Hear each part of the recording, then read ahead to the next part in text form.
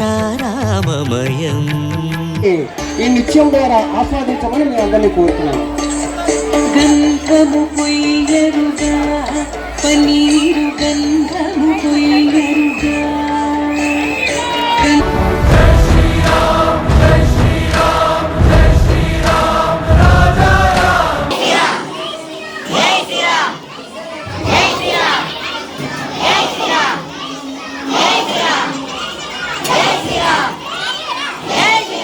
తెలుగు వారికి శ్రీరాముని పేరు చెప్పగానే ముందుగా గుర్తొచ్చేది భద్రాచలం.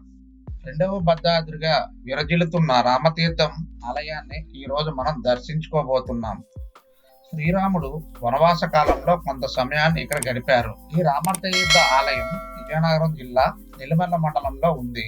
ఈ దేవాలయం చరిత్ర, దీనికి రామతీర్థం అని ఎలా పేరు వచ్చింది, అలాగే ఇప్పుడు బోడికొండ అని పిలువబడే నీలాచలం కొండ విశేషాలు అన్నీ చూపించబోతున్నాను.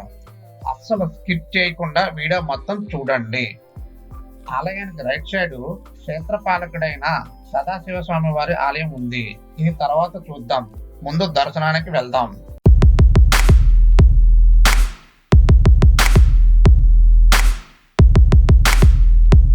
ఈ రోజు శ్రీరామనామం కాబట్టి భక్తుల రద్దీ ఎక్కువగా ఉంది. ఆలయ ప్రాంగణం మొత్తాన్ని కూడా పూలతో సర్వాంగ సుందరంగా అలంకరించారు.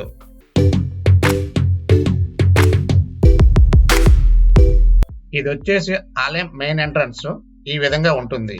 నార్మల్ టైంలో భక్తులకు ఈ ద్వారం ద్వారానే ప్రవేశం ఉంటుంది.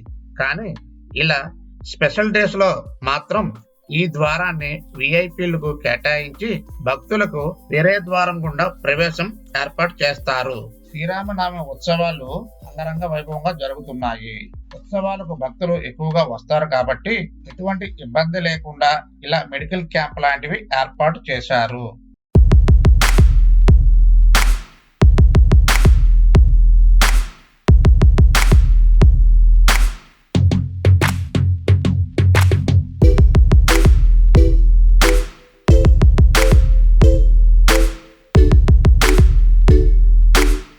నేను సర్వదర్శన లైన్ లో వెళ్తున్నాను.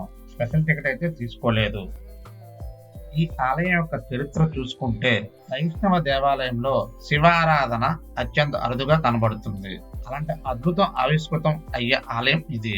ఈ ఆలయం హిందూ, బౌద్ధ, జైన 3 మతాలకు నిలయం. ఇక్కడ త్రేతాయుగంలో రాముడు, ద్వాపర యుగంలో పాండవులు వారి వనవాస సమయంలో ఇక్కడ కొంత సమయం గడిపారని చారిత్రక పౌరాణిక ఆధారాలు చెబుతున్నాయి. ఇక్కడ రాముల వారి విగ్రహాలను శ్రీకృష్ణుడు స్వయంగా పాండవులకు ఇచ్చారట. అసలు శ్రీరాముడు ఎప్పుడు ఎలా ఇక్కడ కొలువు తీరాడు అందుకు సంబంధించిన కథనం ద్వాపర యుగంలోని పాండవుల కథనంతో ముడిపడింది. అరణ్యవాస సమయంలో పాండవులు ఇక్కడికి వచ్చి ఇక్కడ కొంతకాలం గడిపారు. ఆ సమయంలో పాండవులు తమ ఆత్మ బంధువైన శ్రీకృష్ణ పరమాత్మను తమతో పాటు రమ్మనగా వారి ఆహ్వానాన్ని శ్రీకృష్ణుడు సున్నితంగా తిరస్కరించి శ్రీ సీతారామ లక్ష్మణ ప్రతిమలు ఇచ్చి, ఇది నా పూర్వ అవతారం, ఈ విగ్రహాల్లో నన్ను చూసుకొని ఆరాధించమని ఆజ్ఞాపించను. సరే అని పాండవులు ఒక మందిరాన్ని నిర్మించి అక్కడ ఉన్నంతకాలం ఆ విగ్రహాలను పూజించారు. ఆ తర్వాత అజ్ఞాతవాసానికి వెళ్ళిపోతున్న సమయంలో ఆ మందిర బాధ్యతలను వేద గర్భుడు అనే శ్రీ వైకానస వైష్ణవునిగా అప్పగించి వెళ్ళిపోయారు. వేద గర్భుడు తర్వాత అతని వంశస్థులు శ్రీ సీతారాములను సేవిస్తూ ఉండేవారు.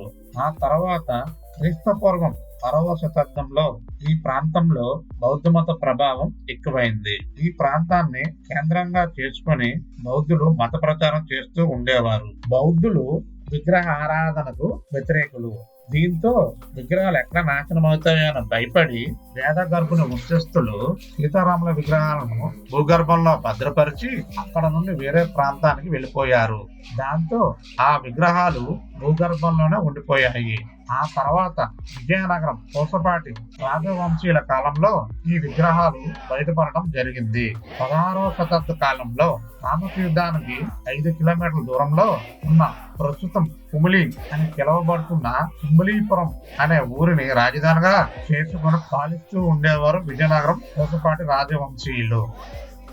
ఆ గ్రామానికి చెందిన ఏకుల వంశానికి చెందిన ఒక మూగవ్వ కట్టెల కోసం అడవిలోకి వెళ్ళింది. అక్కడ ఆమెకు రామలక్ష్మణుడు దర్శనమిచ్చి ఆమె నాలుక మీద శ్రీరామ అనే బీజాక్షరాలు రాయిగా ఆమెకు మాటలు వస్తాయి. తాము కొలువై ఉన్న ప్రాంతం గుర్తులు చెప్పి దేవాలయం నిర్మించమని రాజుకు తెలపమని చెప్తారు. అలాగే రాజు కలలో కనిపించి ఆ అవ్వ చెప్పినట్లు చెయ్యమని ఆజ్ఞాపించారు రామలక్ష్మణులు. దాంతో అప్పటి రాజు శ్రీ పూసపాటి సీతారామచంద్ర గజపతి మహారాజు ఆ అవ్వ చెప్పిన స్థలానికి చేరుకొని వెతికితే నీటి మడుగులో శ్రీ సీతారామ లక్ష్మణ విగ్రహాలు కనిపించాయి. ఆ విగ్రహాలను ఈ శ్వేతాచలముపై దేవాలయం నిర్మించి దేవాలయానికి 1200 ఎకరాల పంట భూమిని రాసిచ్చి భీష్మాకాదశి రోజున స్వామివారి విగ్రహాలను ప్రతిష్ఠించారు. అప్పటి నుండి నేటి వరకు కూడా సీతారామచంద్ర స్వామి భక్తుల నుండి విశేష పూజలు అందుకుంటున్నాడు. శ్రీ సీతారామచంద్రుల వారి విగ్రహాలు నీటిలో లభించాయి. నీరు అంటే తీర్థం, అందుకే ఈ క్షేత్రానికి రామతీర్థం అన్న పేరు వచ్చిందని చెప్తారు. ఈ ఆలయంలో చాలా ఉపాలయాలు కూడా ఉన్నాయి.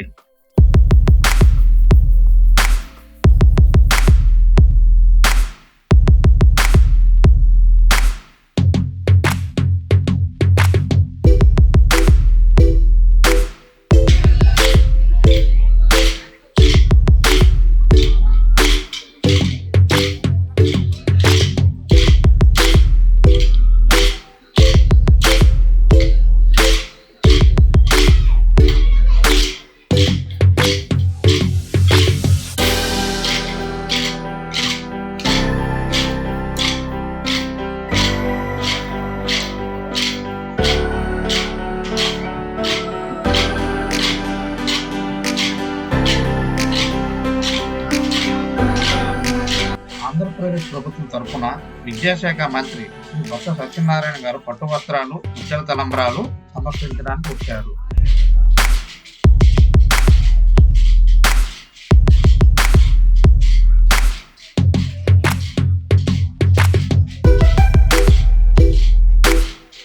ఇది క్షేత్రపాలకుడైన సదాశివ ఆలయం. ఇక్కడ చాలా పెద్ద రావి చెట్టు ఉంది. దీని చుట్టూ ప్రదక్షిణ చేస్తున్నారు.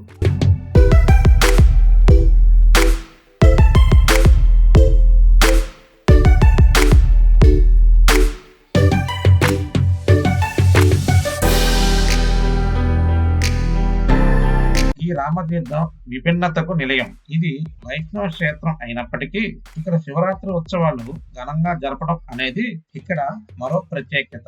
ఈ ఉత్సవాలకు లక్షల్లో భక్తులు ఇక్కడికి వచ్చి కోనేరులో స్నానమాచరించి జాగారాలు చేస్తారు. 2 రోజులు ఈ ఉత్సవాలు బ్రహ్మాండంగా జరుగుతాయి. ఇది ఆలయం లోపల. రావణ సంహారం తర్వాత రాముడు శివ పంచాక్షర మంత్రాన్ని జపిస్తాడు. దానికి గాను ఇక్కడ ఈ శివరాత్రి ఉత్సవాలను జరుపుతారు. కార్తీక మాసంలో కూడా ఇక్కడ ప్రత్యేక పూజలు జరుగుతాయి. అందుకే ఇది పేరుకు రామతీర్థమైన శివకేశవ క్షేత్రంగా చెప్తారు. శ్రీరామనామ సందర్భంగా అన్నదానం ఏర్పాటు చేశారు.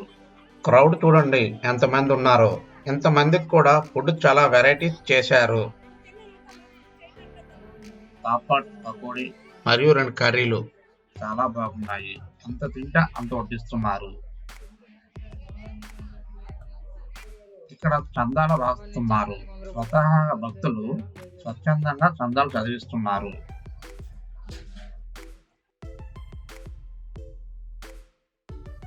ఇక్కడ ఏడాది పొడవునా ఉత్సవాలు జరుగుతాయి. స్వామివారి కళ్యాణం, రథయాత్ర, శివరాత్రి, శ్రీరామనవమి ఉత్సవాలు, జ్యేష్ఠాభిషేకాలు, పవిత్రోత్సవాలు, శ్రీవారి బ్రహ్మోత్సవాలు, తెప్పోత్సవము, వైకుంఠ ఏకాదశి ఉత్సవాలు, ఇలా ఎన్నో ఉత్సవాలు అత్యంత వైభవంగా జరుగుతాయి.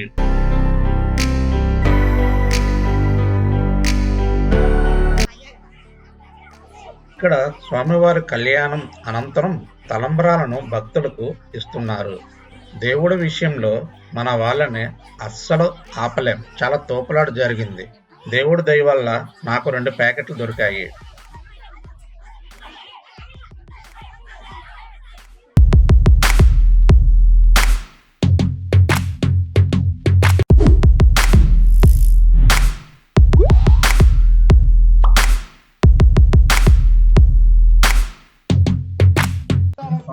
కళ్యాణ వేదిక. దసరానికి వెళ్ళి వచ్చేసరికి కళ్యాణం అయిపోయింది. ఇప్పుడు స్వామివారిని పురవీధుల్లో ఊరేగిస్తున్నారు. అంతా రామమయం, ఈ జగమంతా రామమయం. అంతా